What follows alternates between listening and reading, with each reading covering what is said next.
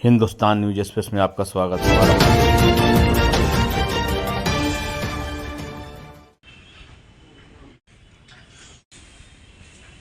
से देश की मांग करना चाहिए, हिंदुओं का देश अलग हो जाए, उसका डिवाइड। और दूसरा जो नरसंहार हो रहा है तो 1-8 लाख लोग हथियार उठावें, मरना दोनों तरफ से है। आत्मरक्षार्थ हथियार उठाना और शत्रु की चाल से पहले उसका क्रिया की प्रतिक्रिया और दंड हो, तभी रक्षा उनकी हो सकती है। कोई देश किसी अंदर जाकर उनकी रक्षा सुरक्षा नहीं करेगा।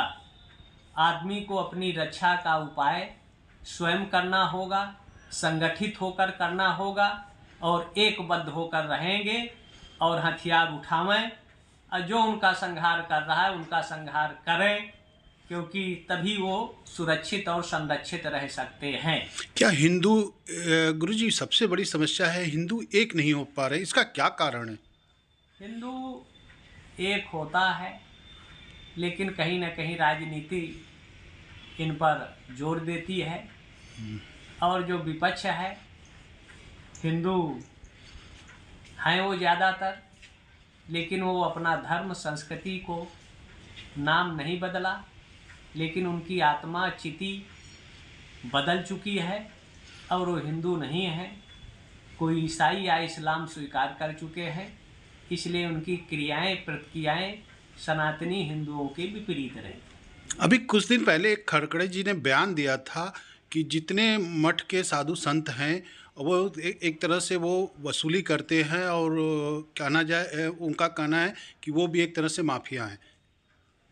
ये इनकी मूर्खता का परिचायक है और सबसे बड़ा माफिया अगर इस देश में है तो ओबीसी एससी के नाम पर 6000 करोड़ से ज़्यादा की प्रॉपर्टी खड़गे दलितों के नाम पर इकट्ठा कर लिया।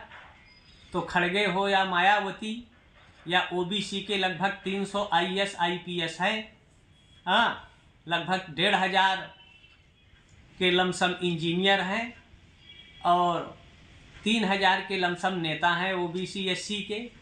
इनकी संपत्ति एकत्रित कर और दलितों गरीबों में बांट दिया जाए तो बहुत सा काम हो सकता है। आखिर ये खड़गे कोई बिजनेस धंधा करते नहीं और 6000 करोड़ से ज़्यादा की प्रॉपर्टी कहाँ से इकट्ठा कर ली है?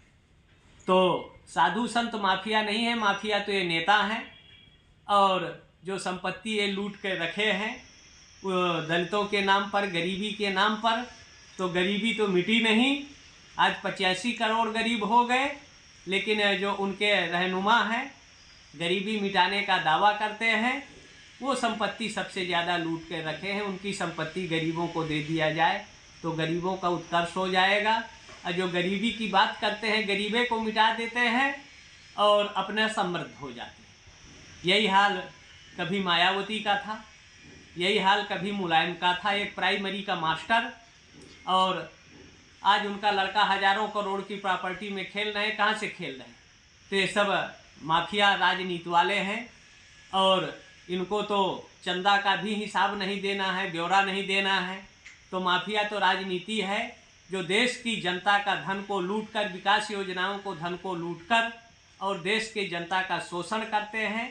इसलिए इनका नार्को टेस्ट होना चाहिए और इनकी संपत्ति को राष्ट्रीयकरण कर गरीबों में वितरित कर देना चाहिए, तभी देश का आर्थिक जो स्थितियां बिगड़ रही हैं, विपन्नता हो रही है, संघर्ष हो रहा है, ये सब समाप्त होगा। तब गरीब समृद्ध होगा, संपन्न होगा और गरीबों के नाम पर ये राजनीति खत्म होगी, तभी देश में एकता अखंडता बनेगी। विपक्ष हमेशा एक बात कहती चली आ रही है कि सरकार धर्म के नाम पर देश को बांट रही है। धर्म के नाम पर इस देश की दोगली राजनीति करने वाले कौन बांटा? नेहरू और गांधी ने। इस्लाम के नाम पर पाकिस्तान बना, बांग्लादेश बना और भारत को हिंदू राष्ट्र होना चाहिए, तो बांटना तो यही लोग प्रारंभ किए और आज कह रहे देश को बांटा जा रहा है। कभी देश को बांटा नहीं जा रहा। देश की एकता के लिए सबका साथ सबका विकास या सबको शौचालय या मकान, गैस या बिजली हाँ, लेकिन ये नीतियाँ जो हैं सरकार तो सबके लिए कर रही है वर्तमान, लेकिन इसका आधार जाति नहीं होना चाहिए, इसका आधार आर्थिक होना चाहिए।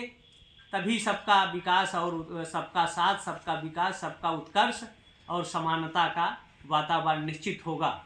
लेकिन जातिवाद का विष घोलकर समाज में एकता में सबसे बड़ी बाधक जो नेता लोग कहते हैं, सभासद हो चाहे सांसद हो, विधायक हो या मंत्री हैं, सब जाति के आधार पर बनते हैं, कोटे के आधार पर बनते हैं।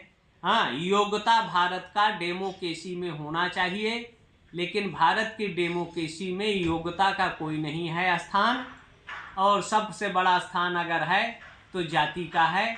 और नेता कहते हैं जाति देश के एकता में बाधक है, तो नेता क्यों नहीं कहते कि जातिगत नहीं, उसका आधार आर्थिक होगा, वो किसी वर्ग समाज का हो तो निश्चित है समाज का उत्कर्ष विकास होगा।